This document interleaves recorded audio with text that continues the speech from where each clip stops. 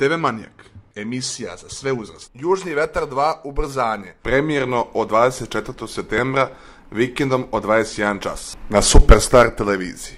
Petar Maraš koristi prednosti stečaja statusa neprikosnovenog vođe srpskog podzemlja, želeći da proširi svoj posao i vrati se u okvire zakona. Maraš ulaže ilegalno stečan novac u legalne poslove i vremajući povoljnu priliku on po zadatku sa svojim vernim bačom odlazi u istočnu Srbiju, tamo ga zatiče vest koja će ga primorati da momentalno promeni planove.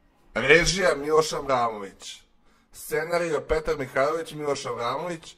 Producenti Miloš Avramović, Tatjana Žeželj Gojković, Miloš Biković, Milorad Radinić, Stanislav Babić, Goran Bjelogrlić, Ljubomir Božović. Uloge: Miloš Biković, Milorad Radinić, Predrag Miki Manojlović, Aleksandar Berček, Jovana Stojiljković, Luka Grbić, Marijan Valev, Zahir Baharov. Muzika: Aleksandar Anđelović, montaža Lazar Predev. Izdavačka kuća Režim, Telekom Srbija, Arhegel Studios, Film District, Telefilm. Distributer Paramount Film.